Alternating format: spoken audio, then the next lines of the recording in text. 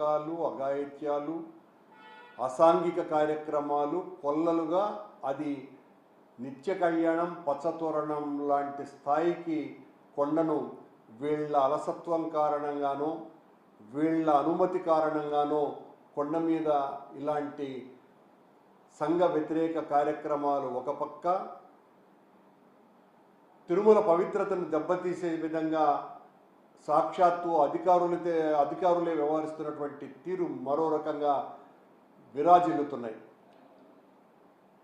సాంబశివరావు అనేటువంటి ఒక లోకేష్ గారి పిఏ, ఆయన గారు పిఎస్ టు సిఎంఓ అన్న పేరుతో ప్రతిరోజు దాదాపు 10 నుంచి 12 ఉత్తరాలు పంపిస్తూ వాటికంతా కూడా విఐపి దర్శనాలు ఏర్పాట్లు చేస్తూ ఇంకా అనేక రకాలైనటువంటి సేవా దర్శనాలన్నీ కూడా ఏర్పాటు చేయటం అన్నది చాలా రెడ్ హ్యాండెడ్గా దొరకటం జరిగింది. అంటే ఒక మంత్రికే రోజుకు ఒక లెటర్కు మించి 6 మందికి మించి దర్శనం ఇవ్వము అని ప్రకటించినటువంటి కూటమి ప్రభుత్వంలో నారా లోకేష్ గారు అనేటువంటి ఒక మంత్రి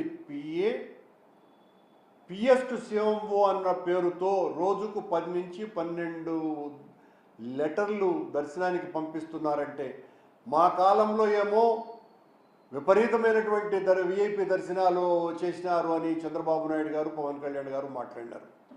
ఈ రోజున మా కాలంలో 4,000 నుంచి 5,000 దర్శనాలకు లోపే మేము దర్శనాలు విఐపీలకు ఏర్పాటు చేస్తే ఈ రోజున 6,000 నుంచి 7,500 మందికి పైగా అనునిత్యము కూడా వీళ్ళు విఐపి దర్శనాలని ఏర్పాటు చేస్తున్నారు. అందులో కూడా వీళ్లకు కావలసినటువంటి, వీళ్లకు సేవ చేసినటువంటి వాళ్ళకే ఈ విఐపి సిఫార్సు దర్శనాలను చేస్తున్నారు. అంటే ఎంత అరాచకంగా వ్యవహరిస్తున్నారు ఒక దర్శనాల విషయంలోనే అని చాలా స్పష్టంగా దీన్ని బట్టి చూస్తే అర్థమవుతుంది. దానికి తోడు చంద్రబాబు నాయుడు గారు ఈ రోజున తిరుమల ప్రక్షాళనకు సంబంధించి టీటీడీ చైర్మన్ గారిని, ఎగ్జిక్యూటివ్ ఆఫీసర్ గారిని, అలాగే అడిషనల్ ఈఓ గారిని, వీళ్ళ ముగ్గురితో కూడా ఓ సమీక్షా సమావేశం నిర్వహిస్తున్నారు. ఏం ప్రక్షాళన గురించి వీళ్ళు చేస్తున్నటువంటి ప్రక్షాళన ఏంది? ఈ 10 నెలల కాలంలో మీరు కొండ మీద మీ పాలన వలన ఇన్ని తప్పులు కావు. ఒకవైపున టూరిజంని డెవలప్ చేయడానికి బోటింగ్ వ్యవహారం కానీ, దాని మీద మాట్లాడినటువంటి అటవీ శాఖ అధికారి ఇక్కడ చట్ట వ్యతిరేక కార్యక్రమాలు జరుగుతున్నాయని చెప్పటం కానీ, అంటే చట్ట వ్యతిరేక కార్యక్రమాలు జరుగుతున్నట్టే కదా. ఇప్పటి వరకు 4 సార్లు అక్కడ ఎర్రచందనాన్ని పట్టుకున్నారు కొండ మీద, ఇదొక చట్ట వ్యతిరేకమైనటువంటి కార్యక్రమమే. అలాగే ఈ టూరిజాన్ని డెవలప్ చేయటం కోసమని ఈ బోటింగ్ చేస్తున్నామని అటవీ శాఖ సిబ్బంది చెప్పటం, ఇలా 1 కాదు 2 కాదు, కొల్లలుగా కొండ మీద జరుగుతున్నటువంటి ఒకవైపున మద్యం, ఒకవైపున గంజాయి, మరొక వైపున మాంస భోజనాలు, ఇలాంటివన్నీ కూడా మీ హయాములే జరుగుతున్నాయి చంద్రబాబు గారు. దీన్ని గుర్తించాల్సినటువంటి అవసరం ఉన్నది.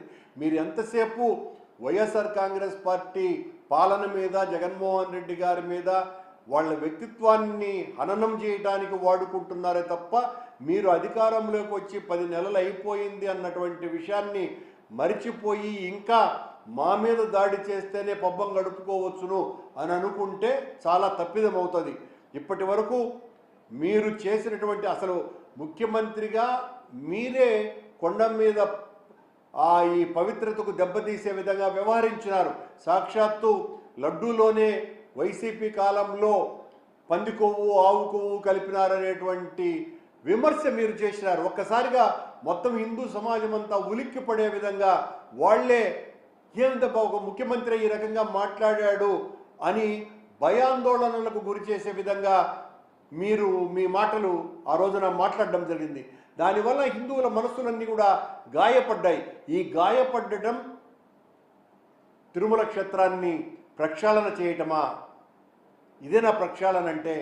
ఆయన మీ అనుంగు తమ్ముడు పవనానంద స్వామి ఏమో కొండ మీదనే దీక్ష పూనినాను నేను అని నేను నడుము బిగించినాను అన్నాడు. ఆ నడుము బిగించినప్పుడే ఆయన నడుము నొప్పి ప్రారంభమైందని అందరూ నవ్వుకుంటున్నారు.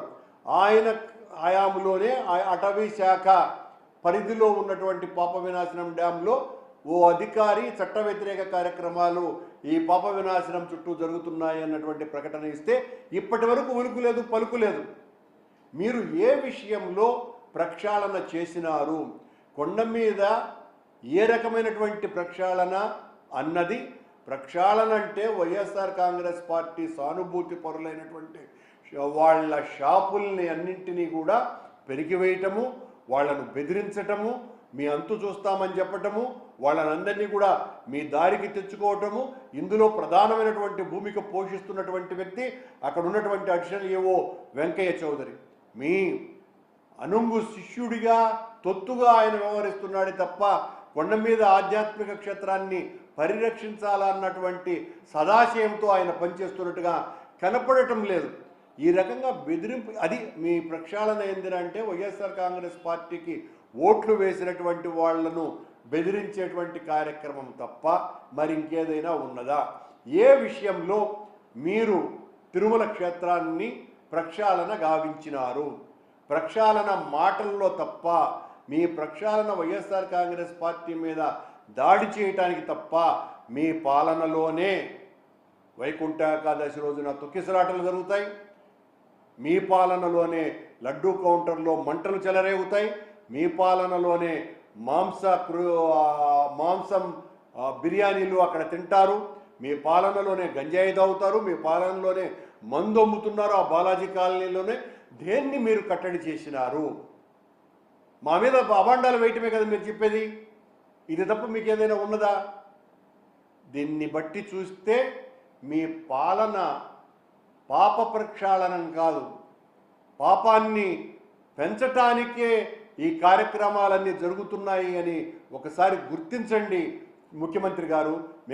మీరు నిజంగా కూడా మంచి ఉద్దేశంతో ప్రక్షాళన అన్నది పూనుకుంటే అభినందిస్తాం, కానీ అలా లేదు.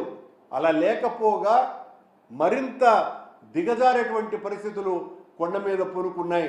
మీ అధికారులు, మీ బోర్డు సభ్యులు, మీ చైర్మన్తో సహా పూర్తిగా ధర్మ వ్యతిరేకంగానే వ్యవహరిస్తున్నారే తప్ప ధర్మానుకూలంగా వ్యవహరించటం లేదు.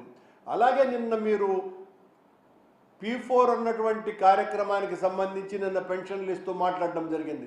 మీరు జగన్మోహన్ రెడ్డి గారు బటన్ నొక్కితే ఎంత పెన్షన్లు ఇచ్చినారు, మొత్తం అంతా ఎన్ని డబ్బులు ఇచ్చినారో, నేను ఒక పెన్షన్లోనే అంతకంటే ఎక్కువ డబ్బులు చేస్తున్నాను అని మీ మాయమాటలకు బాజా భజంత్రీలు ఊదేటువంటి వాళ్ళు, ఆ చప్పుళ్లకు తప్పట్లు కొట్టేటువంటి వాళ్ళు మీ పత్రికలు, మీ ప్రసార మాధ్యమాలు ఉన్నాయి.